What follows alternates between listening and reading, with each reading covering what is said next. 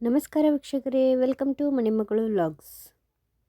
ಸ್ನೇಹಿತರೆ, ಇವತ್ತಿನ ನಮ್ಮ ಈ ವಿಡಿಯೋದಲ್ಲಿ ಶಿವರಾತ್ರಿ ಹಬ್ಬದ ಪೌರಾಣಿಕ ಹಿನ್ನೆಲೆ ಏನು, ಮಹಾಶಿವರಾತ್ರಿಯಂದು ಉಪವಾಸವನ್ನು ಯಾಕೆ ಮಾಡಬೇಕು, ಮಹಾಶಿವರಾತ್ರಿಯ ಯಾಮ ಪೂಜೆ ಅಂದ್ರೇನು, ಮಹಾಶಿವರಾತ್ರಿಯಂದು ಶಿವ ಪರಮಾತ್ಮರನ್ನು ಯಾವ ರೀತಿ ಪೂಜಿಸಿದರೆ ನಮಗೆ ಉತ್ತಮ ಫಲ ದೊರೆಯುತ್ತೆ ಎಂಬ ಇತ್ಯಾದಿ ಕುತೂಹಲಭರಿತ ಮಾಹಿತಿಗಳನ್ನು ಸಂಪೂರ್ಣವಾಗಿ ತಿಳಿದುಕೊಳ್ಳೋಣ. ಆತ್ಮೀಯರೇ, ಮಾಘ ಮಾಸದ ಕೃಷ್ಣ ಪಕ್ಷದ ಚತುರ್ದಶಿಯಂದು ಆಚರಣೆ ಮಾಡಲಾಗುವ ಮಹಾಶಿವರಾತ್ರಿ ಹಬ್ಬ ಶಿವಭಕ್ತರ ಪಾಲಿಗೆ ಮಂಗಳಕರ ದಿನವಾಗಿದೆ. ಶಿವರಾತ್ರಿ ಹಬ್ಬ ಇತರ ಎಲ್ಲ ಹಬ್ಬಗಳಿಗಿಂತ ವಿಭಿನ್ನವಾಗಿದೆ. ಸಾಮಾನ್ಯವಾಗಿ ಎಲ್ಲ ಹಬ್ಬಗಳಲ್ಲಿಯೂ ದೇವರಿಗೆ ಹಗಲು ಪೂಜೆಯನ್ನು ಮಾಡಲಾಗತ್ತೆ. ಆದರೆ ಮಹಾಶಿವರಾತ್ರಿಯಲ್ಲಿ ಮಾತ್ರ ರಾತ್ರಿಯ ವೇಳೆಯಲ್ಲಿ ಪೂಜೆ ಭಜನೆಗಳು ನಡೆಯುವುದು ಈ ಹಬ್ಬದ ವಿಶೇಷತೆಯಾಗಿದೆ. ರಾತ್ರಿ ಎಂದರೆ ಕತ್ತಲು, ಕತ್ತಲು ಎಂದರೆ ಅಜ್ಞಾನ, ಅಜ್ಞಾನವನ್ನು ಕಳೆದು ಸುಜ್ಞಾನ ಬೆಳಗಿಸು ಎಂದು ಆ ಶಿವ ಪರಮಾತ್ಮನನ್ನು ಬೇಡುವ ಶುಭ ದಿನವೇ ಶಿವರಾತ್ರಿ. ಆತ್ಮೀಯರೇ, ಮೊದಲಿಗೆ ಶಿವರಾತ್ರಿಯ ಪೌರಾಣಿಕ ಹಿನ್ನೆಲೆಯನ್ನು ನೋಡೋಣ. ಶಿವರಾತ್ರಿಯ ಕುರಿತು ಅನೇಕ ಪೌರಾಣಿಕ ಕಥೆಗಳು ಪ್ರಚಲಿತದಲ್ಲಿವೆ. ದೇವಾನುದೇವತೆಗಳು ಹಾಗೂ ಅಸುರರು ಅಮೃತಕ್ಕಾಗಿ ಸಮುದ್ರ ಮಂಥನವನ್ನು ಮಾಡುತ್ತಿರುವಾಗ ಅಮೃತಕ್ಕೂ ಮೊದಲು ಹಾಲಾಹಲ ಉತ್ಪತ್ತಿಯಾಗುತ್ತದೆ. ಆ ಹಾಲಾಹಲ ಇಡೀ ಪ್ರಪಂಚವನ್ನೇ ನಾಶಪಡಿಸುವ ಸಾಮರ್ಥ್ಯವನ್ನು ಹೊಂದಿದ್ದರಿಂದ ಬ್ರಹ್ಮಾಂಡವನ್ನು ರಕ್ಷಿಸುವ ಸಲುವಾಗಿ ಶಿವ ಪರಮಾತ್ಮರು ಆ ಹಾಲಾಹಲವನ್ನು ಕುಡಿದು ಬಿಡುತ್ತಾರೆ. ಆ ಕೂಡಲೇ ಪಾರ್ವತಿ ದೇವಿಯು ವಿಷ ಗಂಟಲಿನಿಂದ ಕೆಳಗೆ ಇಳಿಯಬಾರದೆಂಬ ಕಾರಣದಿಂದ ಶಿವದೇವರ ಗಂಟಲನ್ನು ಒತ್ತಿ ಹಿಡಿಯುತ್ತಾರೆ. ಇದರಿಂದ ಆ ವಿಷವು ಗಂಟಲಿನಲ್ಲಿಯೇ ಉಳಿದುಕೊಂಡು ಶಿವದೇವರ ಗಂಟಲು ನೀಲಿ ಬಣ್ಣಕ್ಕೆ ತಿರುಗುತ್ತದೆ. ಹಾಗಾಗಿಯೇ ಶಿವ ಪರಮಾತ್ಮರಿಗೆ ನೀಲಕಂಠ ಎಂಬ ಹೆಸರು ಕೂಡ ಬಂದಿದೆ. ಶಿವದೇವರೇನಾದರೂ ನಿದ್ರಿಸಿದರೆ ವಿಷ ಬಹುಬೇಗನೆ ದೇಹದ ತುಂಬ ಹರಡುವ ಪರಿಸ್ಥಿತಿ ಇರುತ್ತದೆ. ಹೀಗಾಗಿಯೇ ದೇವಾನುದೇವತೆಗಳೆಲ್ಲ ಶಿವದೇವರ ಭಜನೆಯನ್ನು ಮಾಡಿ ಶಿವ ಪರಮಾತ್ಮರನ್ನು ರಾತ್ರಿ ಇಡೀ ಎಚ್ಚರದಿಂದಿರುವಂತೆ ನೋಡಿಕೊಳ್ಳುತ್ತಾರೆ. ಶಿವ ಪರಮಾತ್ಮರು ಹಾಲಾಹಲವನ್ನು ಕುಡಿದು ಜಗತ್ತನ್ನು ವಿಷದಿಂದ ರಕ್ಷಿಸಿದಂಥ ದಿನವೇ ಮಹಾಶಿವರಾತ್ರಿಯಾಗಿದೆ. ದೇವಾನುದೇವತೆಗಳು ರಾತ್ರಿ ಇಡೀ ಜಾಗರಣೆಯನ್ನು ಮಾಡುತ್ತಾ ಶಿವ ಪರಮಾತ್ಮರ ಭಜನೆಯನ್ನು ಮಾಡಿ ಶಿವ ಪರಮಾತ್ಮರನ್ನು ಎಚ್ಚರದಿಂದಿರುವಂತೆ ನೋಡಿಕೊಂಡಿದ್ದ ಶಿವರಾತ್ರಿಯಂದು ಭಕ್ತಾದಿಗಳು ಸಹ ರಾತ್ರಿ ಇಡೀ ಜಾಗರಣೆಯನ್ನು ಮಾಡಿ ಶಿವದೇವರನ್ನು ಪೂಜಿಸುವ ಪರಿಪಾಠವಿದೆ. ಮತ್ತೊಂದು ಪೌರಾಣಿಕ ಕಥೆಯ ಪ್ರಕಾರ ಶಿವ ಪರಮಾತ್ಮರನ್ನು ತಮ್ಮ ಪತಿಯಾಗಿ ಪಡೆಯುವುದಕ್ಕಾಗಿ ಯತ್ನಿಸುತ್ತಾ ಪಾರ್ವತಿ ದೇವಿಯು ಮಾಡಿದ ತೀವ್ರ ತಪಸ್ಸಿಗೆ ಮೆಚ್ಚಿ ಶಿವ ಪರಮಾತ್ಮರು ಪಾರ್ವತಿ ದೇವಿಯನ್ನು ವಿವಾಹವಾದ ದಿನವನ್ನೇ ಮಹಾಶಿವರಾತ್ರಿ ಎಂದು ಆಚರಣೆ ಮಾಡಲಾಗುತ್ತದೆ.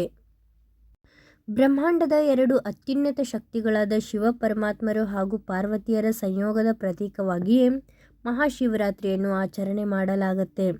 ಲಿಂಗ ಪುರಾಣದಲ್ಲಿ ಬರುವ ಮತ್ತೊಂದು ಕಥೆಯ ಪ್ರಕಾರ ಒಮ್ಮೆ ಬ್ರಹ್ಮ ಹಾಗೂ ಮಹಾವಿಷ್ಣುವಿನ ನಡುವೆ ಯಾರು ಶ್ರೇಷ್ಠರು ಎಂಬ ವಿಷಯಕ್ಕೆ ತೀವ್ರ ವಾಗ್ವಾದ ಉಂಟಾಗುತ್ತದೆ. ಅವರಿಬ್ಬರ ಜಗಳವನ್ನು ಬಿಡಿಸಲು ಸಹಾಯ ಮಾಡುವಂತೆ ದೇವಾನುದೇವತೆಗಳು ಶಿವ ಪರಮಾತ್ಮರ ಮೊರೆ ಹೋಗುತ್ತಾರೆ. ಆಗ ಶಿವ ಪರಮಾತ್ಮರು ಬ್ರಹ್ಮ ಹಾಗೂ ಮಹಾವಿಷ್ಣುವಿನ ಮಧ್ಯೆ ಅಗ್ನಿಸ್ತಂಭದ ರೂಪದಲ್ಲಿ ನಿಂತು ಅಗ್ನಿಸ್ತಂಭದ ಮೂಲವನ್ನು ಯಾರು ಕಂಡುಹಿಡಿಯುತ್ತಾರೋ ಅವರೇ ಶ್ರೇಷ್ಠರು ಎಂದು ತಿಳಿಸುತ್ತಾರೆ. ಬ್ರಹ್ಮದೇವರು ಹಂಸದ ರೂಪವನ್ನು ತಾಳಿ ಅಗ್ನಿಸ್ತಂಭದ ತುದಿಯನ್ನು ಹುಡುಕುತ್ತಾ ಮೇಲ್ಭಾಗಕ್ಕೆ ಸಾಗಿದರೆ ಮಹಾವಿಷ್ಣು ದೇವರು ವರಾಹ ರೂಪವನ್ನು ತಾಳಿ ಅಗ್ನಿಸ್ತಂಭದ ತಳವನ್ನು ಹುಡುಕುತ್ತಾ ಕೆಳಮುಖವಾಗಿ ತೆರಳುತ್ತಾರೆ. ಆದರೆ ಅವರಿಬ್ಬರೂ ಸಹ ಅಗ್ನಿಸ್ತಂಭದ ಆದಿ ಮತ್ತು ಅಂತ್ಯವನ್ನು ಹುಡುಕಲು ವಿಫಲರಾಗುತ್ತಾರೆ. ಕಡೆಗೆ ಮಹಾವಿಷ್ಣು ದೇವರು ತಮಗೆ ಅಗ್ನಿಸ್ತಂಭದ ತುದಿ ದೊರೆಯಲಿಲ್ಲ ಎಂದು ಸೋಲನ್ನೊಪ್ಪಿಕೊಳ್ಳುತ್ತಾರೆ. ಆದರೆ ಬ್ರಹ್ಮದೇವ ತಾನು ಗೆಲ್ಲಲೇಬೇಕೆಂಬ ಹಠದಿಂದ ಅಗ್ನಿಸ್ತಂಭದ ತುದಿಯನ್ನು ನೋಡಿದ್ದಾಗಿ ಸುಳ್ಳು ನುಡಿಯುತ್ತಾರೆ. ಬ್ರಹ್ಮದೇವರು ಸುಳ್ಳು ಹೇಳಿದ್ದರಿಂದ ಕೋಪಗೊಂಡ ಶಿವ ಪರಮಾತ್ಮರು ಇನ್ನು ಮುಂದೆ ಬ್ರಹ್ಮದೇವರನ್ನು ಬೋಲಕದಲ್ಲಿ ಯಾರೂ ಪೂಜಿಸಬಾರದೆಂಬ ಶಾಪವನ್ನು ನೀಡುತ್ತಾರೆ. ನಂತರ ಲಿಂಗರೂಪವನ್ನು ತಾಳುತ್ತಾರೆ. ಶಿವ ಪರಮಾತ್ಮನು ಪ್ರಪ್ರಥಮವಾಗಿ ಲಿಂಗರೂಪವನ್ನು ತಾಳಿದ ದಿನವೇ ಮಾಘ ಮಾಸದ ಕೃಷ್ಣ ಪಕ್ಷದ ಚತುರ್ದಶಿಯ ದಿನ. ಈ ದಿನವನ್ನೇ ಮಹಾಶಿವರಾತ್ರಿ ಹಬ್ಬವಾಗಿ ಆಚರಣೆ ಮಾಡಲಾಗುತ್ತೆ.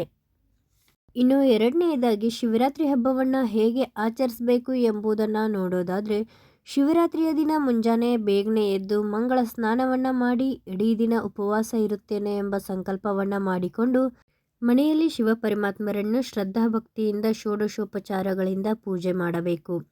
ಶಿವರಾತ್ರಿಯ ವಿಶೇಷ ಪೂಜಾ ಸಾಮಗ್ರಿ ಬಿಲ್ವಪತ್ರೆ. ಬಿಲ್ವಪತ್ರೆ ಶಿವಪರಮಾತ್ಮರಿಗೆ ಅತ್ಯಂತ ಪ್ರಿಯವಾದದ್ದು. ಇದರ ಒಂದು ಎಲೆಯನ್ನು ಶಿವಪರಮಾತ್ಮರಿಗೆ ಅರ್ಪಣೆ ಮಾಡಿದರೂ ಸಹ ಸಕಲ ಪಾಪಗಳು ಪರಿಹಾರವಾಗುತ್ತವೆ. ಹಾಗಾಗಿಯೇ ಭಕ್ತಾದಿಗಳು ಶಿವಲಿಂಗಕ್ಕೆ ಬಿಲ್ವಪತ್ರೆಯನ್ನು ಅರ್ಪಿಸುತ್ತಾರೆ. ಮಹಾವಿಷ್ಣು ದೇವರಿಗೆ ಹೇಗೆ ಅಲಂಕಾರ ಪ್ರಿಯವೋ ಹಾಗೆ ಶಿವಪರಮಾತ್ಮರಿಗೆ ಅಭಿಷೇಕ ಪ್ರಿಯವಾದದ್ದು. ಹಾಗಾಗಿ ಮಹಾಶಿವರಾತ್ರಿಯ ದಿನ ಶಿವಪರಮಾತ್ಮರಿಗೆ ಹಾಲು, ಮೊಸರು, ಸಕ್ಕರೆ, ಜೇನುತುಪ್ಪ, ಪವಿತ್ರ ಜಲ ಮುಂತಾದವುಗಳಿಂದ ಅಭಿಷೇಕವನ್ನ ಮಾಡಬೇಕು. ಹಾಲಿನ ಅಭಿಷೇಕ ಆರೋಗ್ಯವನ್ನ, ತುಪ್ಪದ ಅಭಿಷೇಕ ಸಿರಿವಂತಿಕೆಯನ್ನ, ಸಕ್ಕರೆ ಅಭಿಷೇಕ ಸಮೃದ್ಧಿಯನ್ನ, ಹೀಗೆ ಪ್ರತಿಯೊಂದು ಪದಾರ್ಥಗಳು ಅಭಿಷೇಕ ಒಂದೊಂದು ಫಲವನ್ನು ದೊರಕಿಸಿಕೊಡುತ್ತದೆ. ಶಿವರಾತ್ರಿಯಂದು ಉಪವಾಸ ಮಾಡುವುದು ಅತಿ ಶ್ರೇಷ್ಠ ಎಂದು ನಮ್ಮ ಶಾಸ್ತ್ರಗಳಲ್ಲಿ ಉಲ್ಲೇಖವಿದೆ. ಸಾಮಾನ್ಯವಾಗಿ ಇಡೀ ದಿನ ಉಪವಾಸವಿದ್ದು ರಾತ್ರಿ ಜಾಗರಣೆಯನ್ನ ಮಾಡಿ ಮಾರನೆಯ ದಿನ ಆಹಾರವನ್ನು ಸ್ವೀಕರಿಸಬೇಕು. ಉಪವಾಸ ಮಾಡಲು ಸಾಧ್ಯವಾಗದಿದ್ದರೆ ಫಲಹಾರವನ್ನು ಸ್ವೀಕರಿಸಬಹುದು. ಮಹಾಶಿವರಾತ್ರಿಯ ದಿನದಂದು ಮಹಾಮೃತ್ಯುಂಜಯ ಮಂತ್ರ ಮತ್ತು ಶಿವ ಪಂಚಾಕ್ಷರಿ ಮಂತ್ರವನ್ನು 108 ಬಾರಿಯಾದರೂ ಪಠನ ಮಾಡುವುದರಿಂದ ಎಲ್ಲ ದುಃಖಗಳು ದೂರಾಗುತ್ತವೆ. ಹೀಗೆ ಶ್ರದ್ಧಾಭಕ್ತಿಯಿಂದ ಶಿವ ಪರಮಾತ್ಮರನ್ನು ಪೂಜಿಸಿದ ನಂತರ ಸಮೀಪದ ಶಿವನ ದೇವಸ್ಥಾನಕ್ಕೆ ತೆರಳಿ ಶಿವ ಪರಮಾತ್ಮರ ದರ್ಶನವನ್ನು ಪಡೆಯಬೇಕು.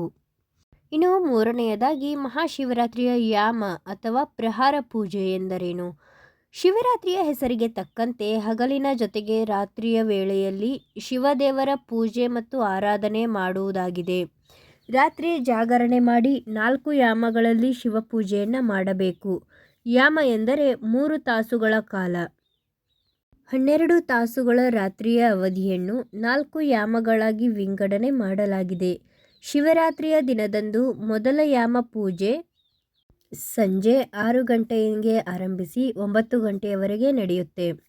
ಎರಡನೇ ಯಾಮ ಪೂಜೆ ರಾತ್ರಿ 9 ಗಂಟೆಗೆ ಆರಂಭಗೊಂಡು ಮಧ್ಯರಾತ್ರಿ 12 ಗಂಟೆಯವರೆಗೆ ನಡೆಯುತ್ತದೆ.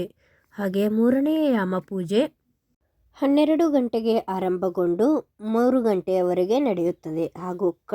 ಹಾಗೂ ನಾಲ್ಕನೇ ಯಾಮ ಪೂಜೆ ನೋಡೋದಾದರೆ 3 ಗಂಟೆಗೆ ಆರಂಭವಾಗಿ ಮುಂಜಾನೆ 6 ಗಂಟೆಯವರೆಗೆ ನಡೆಯುತ್ತದೆ. ಹೀಗೆ ಭಕ್ತಾದಿಗಳು ರಾತ್ರಿಯ 4 ಯಾಮಗಳಲ್ಲಿಯೂ ಶಿವದೇವರಿಗೆ ಅಭಿಷೇಕ ಪೂಜೆಗಳನ್ನು ಮಾಡುತ್ತಾ ಶಿವದೇವರ ಭಜನೆ ಸ್ತೋತ್ರಗಳನ್ನು ಪಠನ ಮಾಡುತ್ತಾ ಜಾಗರಣೆಯನ್ನು ಕೈಗೊಳ್ಳುತ್ತಾರೆ.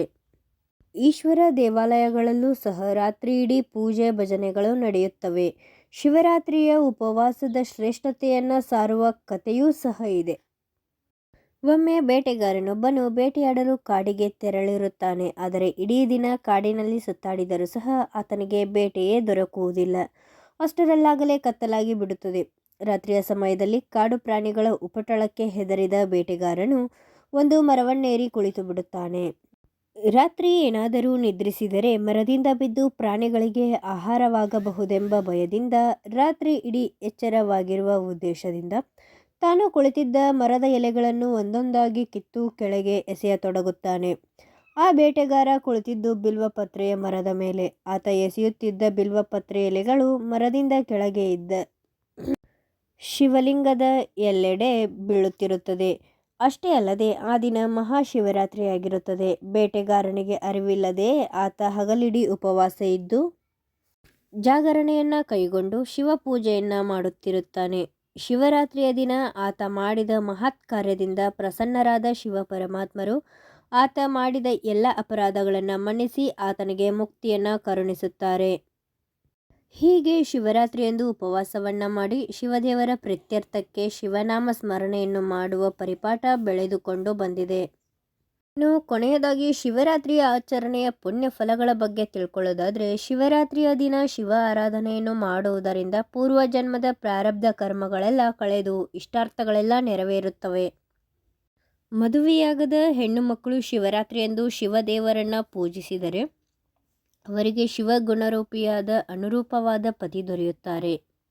ಮುತ್ತೈದೆಯರು ಶಿವರಾತ್ರಿಯಂದು ಶಿವ ಪರಮಾತ್ಮರನ್ನ ಪೂಜೆ ಮಾಡುವುದರಿಂದ ಪತಿಯ ಶ್ರೇಯಾಭಿವೃದ್ಧಿಯಾಗುತ್ತದೆ. ಶಿವರಾತ್ರಿಯಂದು ಉಪವಾಸ ಮಾಡುವ ವ್ಯಕ್ತಿ ದೈಹಿಕವಾಗಿ ಮತ್ತು ಮಾನಸಿಕವಾಗಿ ಆರೋಗ್ಯವಂತನಾಗಿರುತ್ತಾನೆ. ಶಿವರಾತ್ರಿ ಉಪವಾಸದಿಂದ ಶಿವನಾಮವನ್ನು ಪಠಿಸಿದರೆ ಮನಸ್ಸನ್ನು ನಿಯಂತ್ರಿಸುವ ಸಾಮರ್ಥ್ಯ ವೃದ್ಧಿಯಾಗುತ್ತದೆ. ಲೋಭ, ಮದ, ಮತ್ಸರ್ಯಗಳಂತಹ ಕೆಟ್ಟ ಗುಣಗಳು ವೃದ್ಧಿಯಾಗುವುದಕ್ಕೆ ಅವಕಾಶವೇ ಇಲ್ಲ.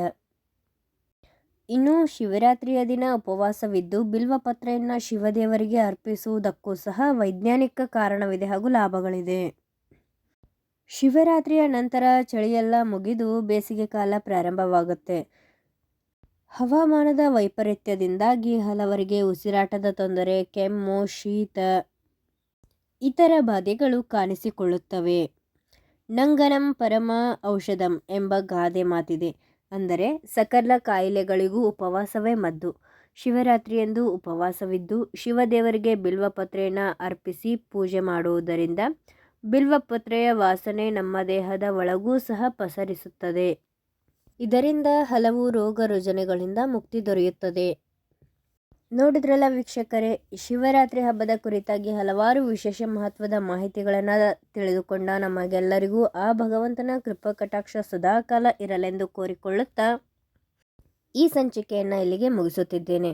ಈ ನಮ್ಮ ಎಲ್ಲ ಮಾಹಿತಿಗಳು ನಿಮಗಿಷ್ಟ ಆಗಿದ್ದರೆ ನಮ್ಮ ಚಾನಲ್ನ ಲೈಕ್ ಮಾಡಿ, ಶೇರ್ ಮಾಡಿ, ಹಾಗೆ ಸಬ್ಸ್ಕ್ರೈಬ್ ಮಾಡ್ಕೊಳ್ಳಿ. ಪಕ್ಕದಲ್ಲಿ ಕಾಣುವಂಥ ಬೆಲ್ ಐಕಾನ್ನ ಪ್ರೆಸ್ ಮಾಡಿ.